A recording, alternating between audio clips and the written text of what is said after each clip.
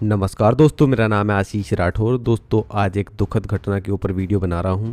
आज सुबह सुबह ही भारतीय रेलवे की तरफ से एक दुखद घटना प्राप्त हुई, जिसमें पता लगा हमारी एक नई नवेली राजधानी एक्सप्रेस जो कि सैरांग से नई दिल्ली के बीच में चलती है, असम में ये दुर्घटनाग्रस्त हुई है। और सुबह सुबह 2:17 पर बताया जा रहा है कि ये ट्रेन सीधा एलिफेंट के एक बहुत ही बड़े हर्ड झुंड से टकरा गई है। और इसमें कोई जान माल की हानि तो ट्रेन के अंदर नहीं देखने को मिली, लोग सेफ रहे।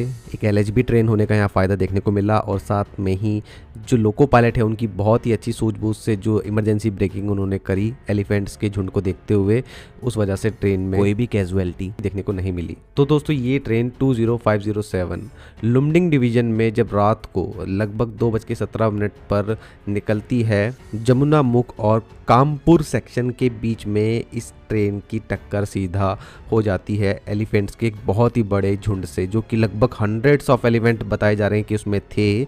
और जो पीछे रह गए एलिफेंट थे, जिसमें 8 एलिफेंट से ये ट्रेन टकरा गई। इस समय बताया जा रहा है कि दोस्तों 7 एलिफेंट जो हैं उनकी जान गई है, और एक छोटा बच्चा जो एलिफेंट का है उसका भी इलाज चल रहा है।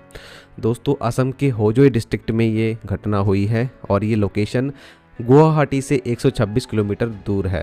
यहाँ पर ये जो एलिफेंट्स टकराए हैं, ये एक ट्रेडिशनल कॉरिडोर नहीं था एलिफेंट का, बताया जा रहा है।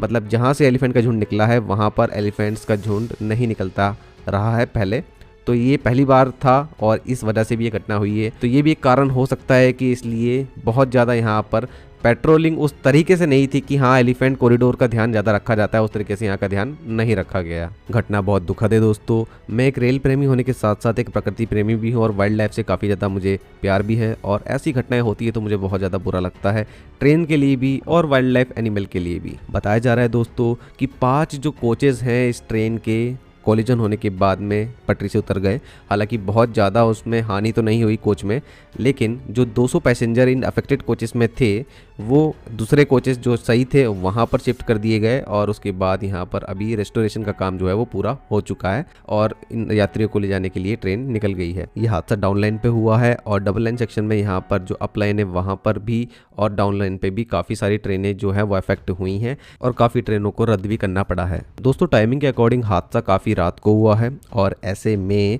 अंधेरा भी रहा होगा और फॉग जैसी कंडीशन भी हो सकता है कि रही हो। लेकिन फिर भी जैसी लोको पायलट ने झुंड को देखा, उसने पूरी कोशिश करी, इमरजेंसी ब्रेकिंग करी, और ट्रेन फिर भी, क्योंकि आप जानते हैं कि बहुत अच्छा खासा डिस्टेंस चाहिए होता है ट्रेन को रोकने के लिए, लेकिन उतना डिस्टेंस नहीं था हाथी और ट्रेन के बीच में, इसलिए टक्कर हुई।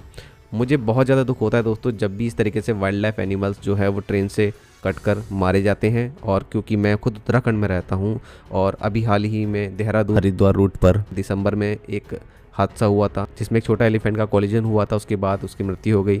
तो दोस्तों, इस तरीके की न्यूज़ मैं बहुत पहले से सुनता आ रहा हूँ, उत्तराखंड में भी और साथ में ही उन सभी एरियाज़ में जहाँ पर एलिफेंट्स काफ़ी ज़्यादा मात्रा में मौजूद हैं, जैसे कि हमारे तमिलनाडु केरला सेक्शन हो गया, कोयम्बतूर फॉरेस्ट डिवीजन हो गया, वहाँ पर काफ़ी ज़्यादा एलिफेंट्स की आवाजाही है। हमारे वेस्ट बंगाल में रेलवे कॉरिडोर्स हैं, वहाँ पर काफ़ी ज़्यादा एलिफेंट्स की आवाजाही रहती है कई जगहों पर, चाहे वो न्यू जलपाईगुड़ी हो। साथ में नॉर्थ ईस्ट में तो काफ़ी ज़्यादा एलिफेंट्स मौजूद हैं। अगर मैं इस घटना को बताऊँ तो दोस्तों, ये घटना लगभग 100 से 130 किलोमीटर दूर है हमारे काजीरंगा नेशनल पार्क से, लेकिन फिर भी ये होजाई जो डिस्ट्रिक्ट है असम की, इसमें भी लाओखोवा वाइल्ड लाइफ सेंचुरी नज़दीक में ही है, पोबितोरा वाइल्ड लाइफ सेंचुरी भी नज़दीक में ही है। यहाँ पर एलिफेंट रहते हैं, भले ही एक ट्रेडिशनल एलिफेंट कॉरिडोर नहीं था जहाँ से एलिफेंट निकलता हो। कहीं ना कहीं फॉरेस्ट डिपार्टमेंट की मुझे यहाँ एक चूक दिखती है, क्योंकि इतना बड़ा हर्ड अगर माइग्रेशन कर रहा है तो नज़र तो ज़रूर इस पर होनी चाहिए थी। बहुत बड़ा हर्ड है, और पेट्रोलिंग अगर होती रही है फॉरेस्ट के अंदर तो ये मालूम होना था कि एक बहुत बड़ा झुंड है जो कि आगे बढ़ रहा है,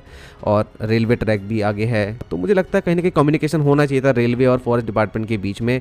और पिछले 5 सालों में दोस्तों देश में 70 से ज़्यादा एलिफेंट्स मारे गए हैं। एनवायरमेंट मिनिस्ट्री ने जो डेटा पेश किया है उसके अनुसार ही मैं बता रहा हूँ, और ये डेटा दोस्तों 100% एग्जैक्ट नहीं होता है।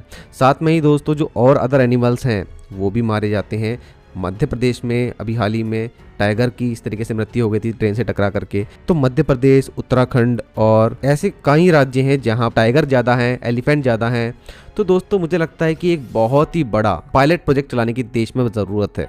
जितने भी हमारे एनिमल्स हैं, हमारे जो नेशनल पार्क्स हैं और फॉरेस्ट रिजर्व्स हैं, उनके नज़दीक से जहाँ भी ट्रेन निकलती है, जैसे आज हमारे देश में कवच का प्रोजेक्ट चालू हुआ है, वैसे ही उन ट्रैक्स पर निगरानी के लिए क्या ऐसा टेक्नोलॉजी का यूज़ किया जाए कि ये और ज़्यादा कैजुअलिटी कम हो सके और बिल्कुल जीरो पे आ जाए। एक समय ऐसा हो कि हम लोग कह सके गर्व से कि हमारी ट्रेन्स और हमारी वाइल्ड लाइफ दोनों ही एक दूसरे के रास्ते में नहीं आते, अगर आते हैं तो दोनों सेफली निकल जाते हैं अपने अपने रास्ते।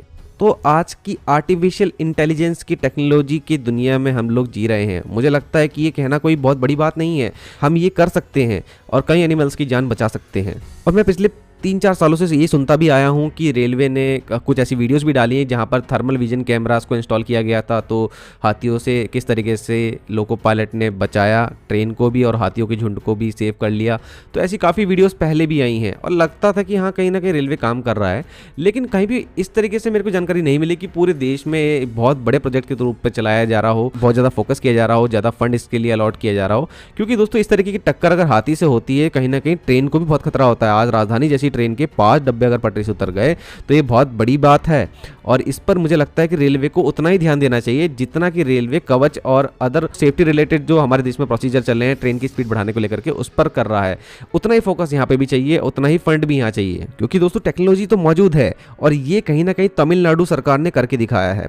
क्योंकि यहाँ पर स्टेट गवर्नमेंट को जब ये दिखा कि काफ़ी ज़्यादा एक्सीडेंट्स एलिफेंट्स के हो रहे हैं ट्रेन से, तो उन्होंने काफ़ी अच्छा खासा फंड भी अलॉट किया और एक पूरा पायलट प्रोजेक्ट चलाया जिसमें स्टेट के अंदर जो भी फॉरेस्ट डिवीजन है उन्होंने AI based real time alert system install किया, जो कि एक तरह से कैमरा के ऊपर बेस्ड था जिसमें 24/7 मॉनिटरिंग हो रही थी real time high resolution cameras से। ये थर्मल विजन कैमराज थे और इनके द्वारा एक रियल टाइम बेस पर जो अलर्ट सिग्नल है वो जनरेट होता था और कंट्रोल रूम जाता था, वहाँ पर टेस्ट मैसेज जाते थे। तो एक पूरा कोऑर्डिनेशन बना रहता था रेलवे डिपार्टमेंट में और फॉरेस्ट डिपार्टमेंट में। तो स्टेट गवर्नमेंट का यहाँ पे काफ़ी अच्छा रोल था और केरला तमिलनाडु के बीच में कोयम्बतूर फॉरेस्ट डिवीजन ने ये काम करके दिखाया है। अभी तक जब से ये सिस्टम इंस्टॉल हुआ है 2023 से अभी तक कोई भी वहाँ पर एलिफेंट कैजुअलिटी नहीं देखने को मिली है और कहीं ना कहीं ये उनकी एक अच्छी सोच को दर्शाता है।